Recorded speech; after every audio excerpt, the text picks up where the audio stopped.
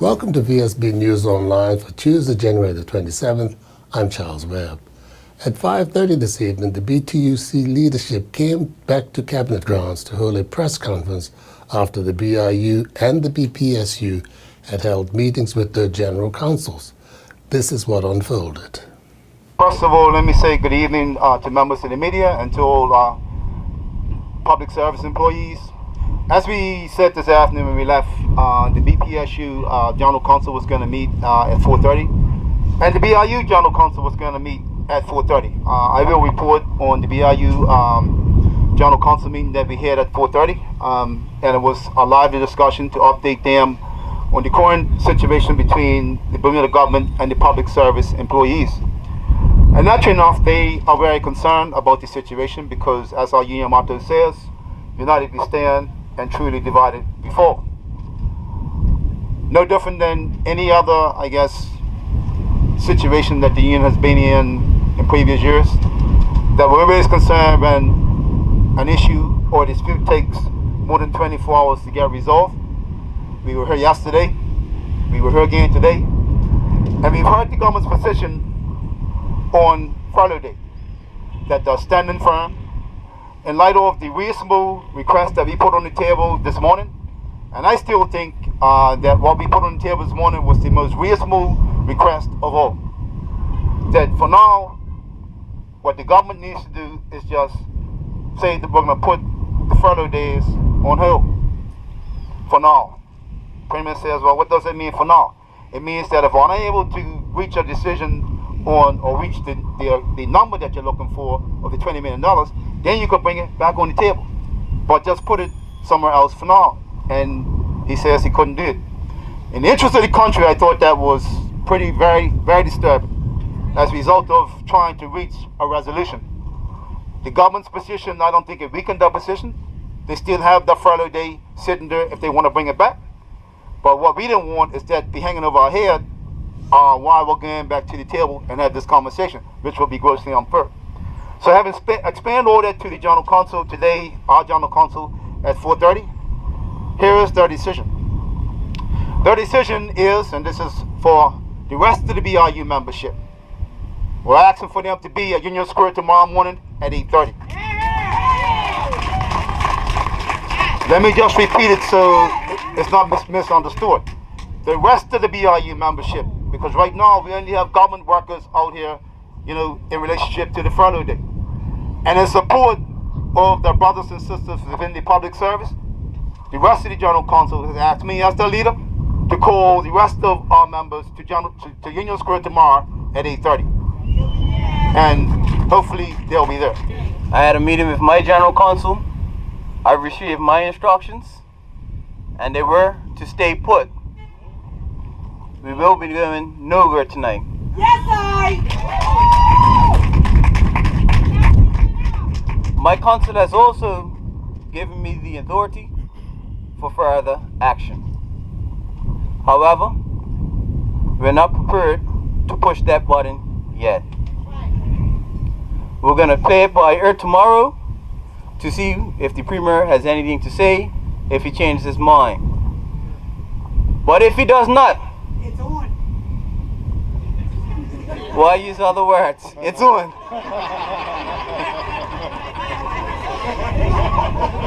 As a result of that action, we're asking for all BPSU public service employees to meet us here tomorrow morning at 9 o'clock. Right here. Your leadership will be here. We'll be camped out on these grounds. If you choose to join us tonight, you're welcome to do so. Public services will be interrupted tomorrow. Please don't ask that question. The principals will not be in school tomorrow. The BTUC dispute over furlough days continued today after yesterday's promised meeting never happened between the BTUC and the government negotiators. It started at 9 this morning and is continuing through the night as members stay on Cabinet grounds until furlough days have been taken off the table. VSB's Adrian Smith has a wrap-up of today's events. Members gathered this morning in Union Square, prepared for a long day. It seems despite not having had the meeting yet, members knew they would be marching once again onto Cabinet grounds. BPSU President Jason Hayward apologized for having made the mistake of sending members back to work yesterday in good faith, and that he felt betrayed by the government. We will not make the mistake of sending workers back to work to get the disrespect that we got yesterday. How do you have members sitting at a table from 3 o'clock to 20 to 6 after you came in front of those workers and told them go back work so we can have a conversation?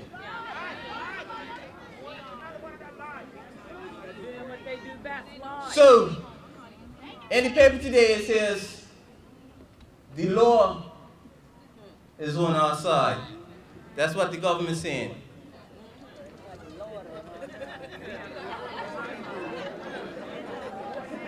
Well, Mr. Premier, let the games begin.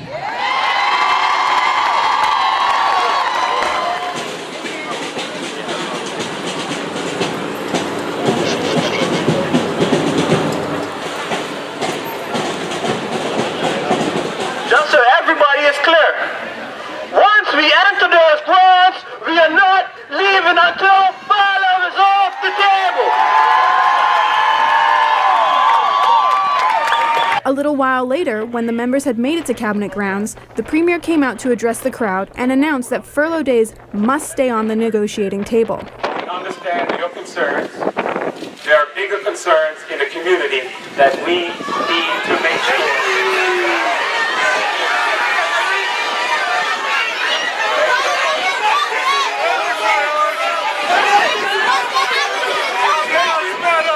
Give me an opportunity to speak. Thank you, Colin.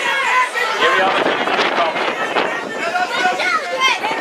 We need to do everything we can to protect your jobs and to make government sustainable going forward. We are willing to get back to the table as soon as the BTUC is willing to get back to the table.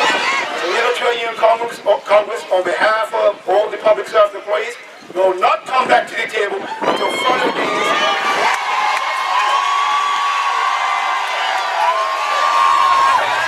It appears someone has been threatening ministers on social media, and BIU President Chris Ferbert said he would not tolerate this behavior. They identify one of our members are doing these sort of things, or two of our members are doing these sort of things. That's not acceptable. The issues on the table are too critical for us to go down that path. Whilst you don't like what the other is doing to you, I'm not asking you to respect it. All I'm asking you to respect not offering those or making those kind of threats. Because all that's going to do now is to take this in a different direction. That's not the way we want it to go. So I'm asking you to cease and desist from doing those sort of things. Hours later, the rain came. However, it did not seem to deter any members. Umbrellas and raincoats came out, and those who did not have were welcomed into huddles. Before the BIU and BPSU presidents broke for a meeting with their respective general counsels, Chris Ferbert welcomed members to stay the night with them on Cabinet grounds. Recognizing that we said we're going to be here for the long haul, that while certainly inviting everybody to stay, we're going to be here as your leaders. You lead by example. We're not going. So if those of you who's going to be here with us, we're doing what we can to try to get some cover for you. We're working on that now, so in the next maybe half hour or so, we should have some cover there for you and some a couple other things. So let them know that we're here. And we're going to send them a clear message that we shall not be moved. For Vsb News, I'm Adrian Smatt. As Gambé drums and protest chants rang outside the Cabinet building, Premier Michael Dunkley today revealed some of the areas of budget trimming his negotiating team have come up with to help reduce spending in the upcoming budget. But he remained adamant that furloughs would have to remain on the bargaining table if goals were to be met. Many of these proposals have been factored into the 2015-2016 budget. We have communicated that to the unions. They have also agreed to look at reducing overtime from double time to down to straight time or time and a quarter. We have agreed to discuss that. We've agreed, as they suggested, that there will be a freeze on hiring, and any positions within government that became vacant would have to be filled only if they were essential. And those positions, the request would be made to the Ministry of Finance and the Cabinet Office to sign off on those going forward. Government has also agreed to another early retirement program. Let me be very clear, as the Minister of Finance can elucidate much more clearly than me, that all of these options are difficult to put a budget number on. The simple fact is you don't know how many people will apply for early retirement. You don't know how many positions within government will come available and won't be filled. So it's difficult to budget in and put a number on there, but they could be some reasonable savings going forward. We've communicated this to the union very clearly. We've also communicated to the union when they came yesterday at the first rally that they asked us to rescind the furlough day. We said that was not possible at this point. All options must be on the table. And Finance Minister Bob Richards pointed out the irony of having the unions attack the very cost-cutting idea that had enabled all of them to keep their jobs in the past year. You know, what is particularly, I think, upsetting perhaps, is that we have people who are opposed to the very policy that has saved their jobs. The furlough has saved civil servants, workers' jobs. We had a discussion a few weeks ago when I announced the job figures. We talked about the number of people unemployed in Bermuda. It's 3,000 and something, okay? All of those jobs are private sector jobs. There is not one person that is unemployed in this island that is because the government laid them off. And the reason that we didn't lay them off, the reason that we found a way not to lay them off, was because of this furlough. The furlough has saved a lot of public sector jobs, and that's the one thing that they're objecting to. The situation, the financial situation that caused us to put the furlough in hasn't changed significantly. It's improved somewhat, but we're still in the hole.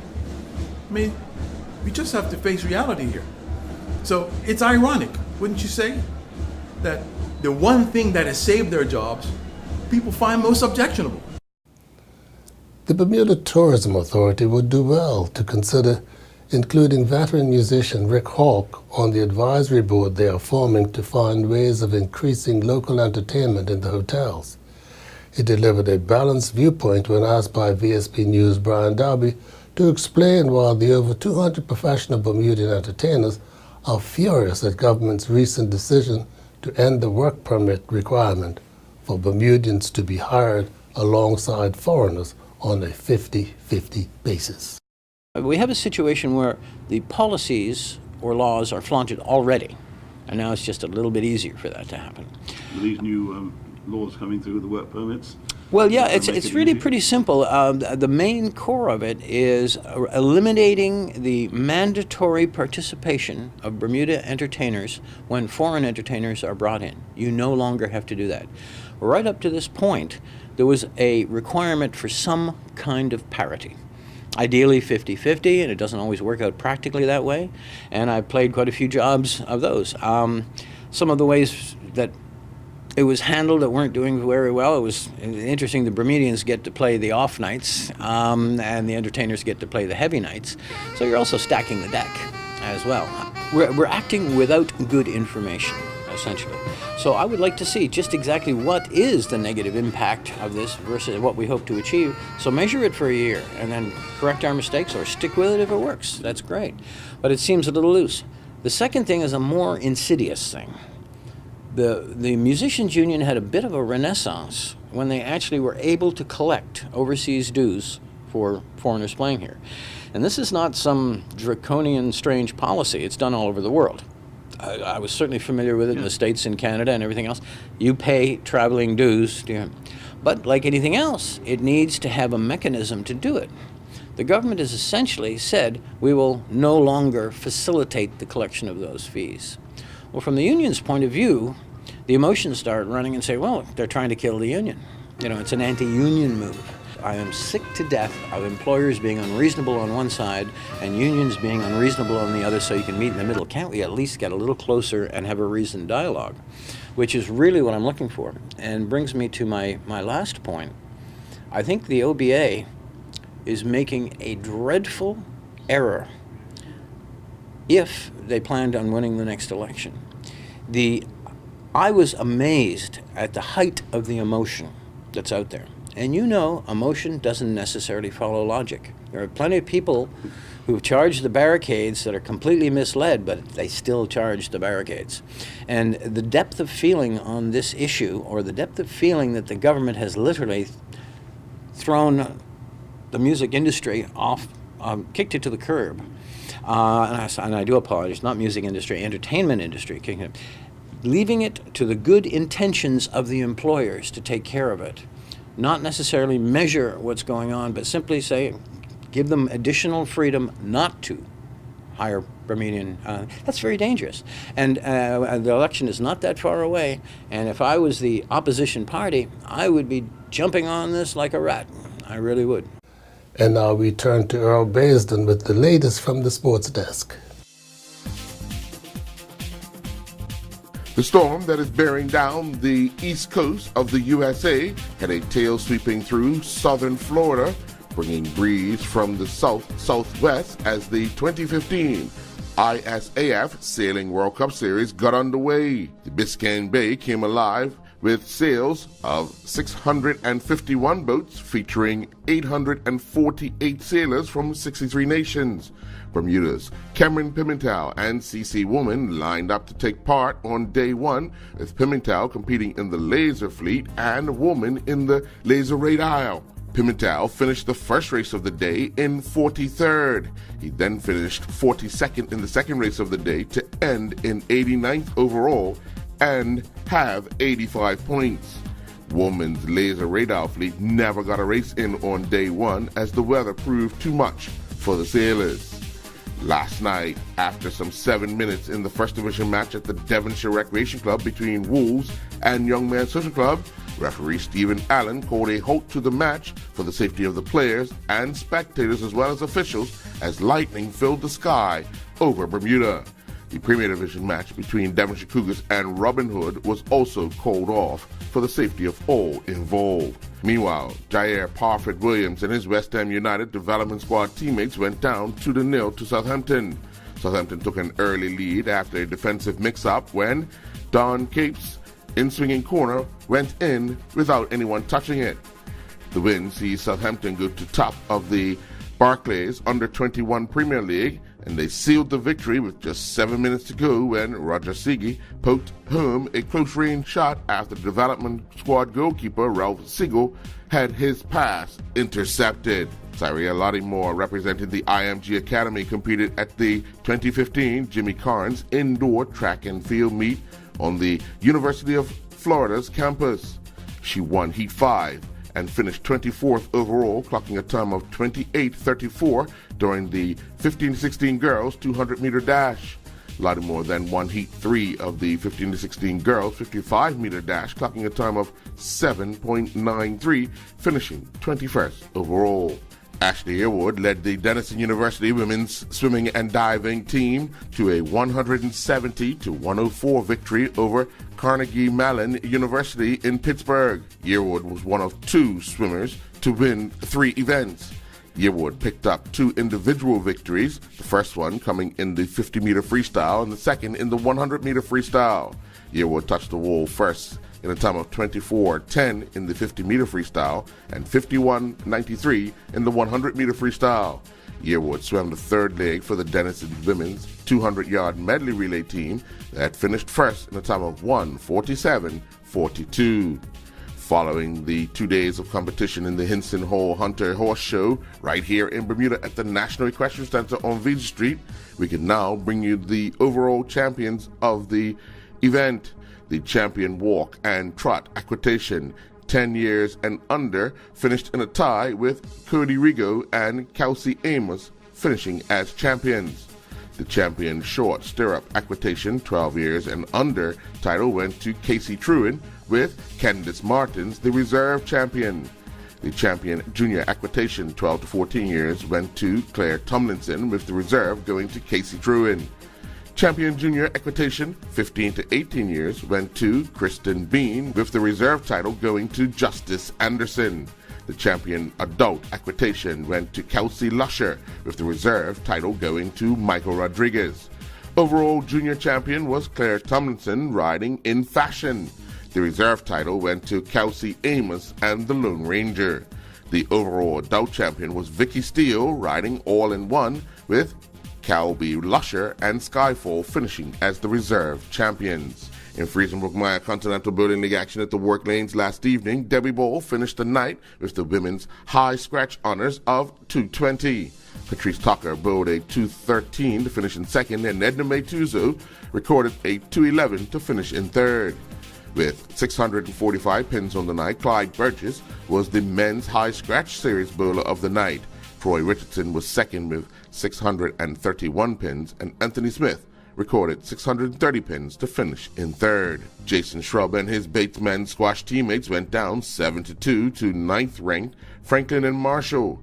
Shrub moved up to the number 6 spot, taking on Michael Shrovers, going down 11-9, 11-5, 11-3.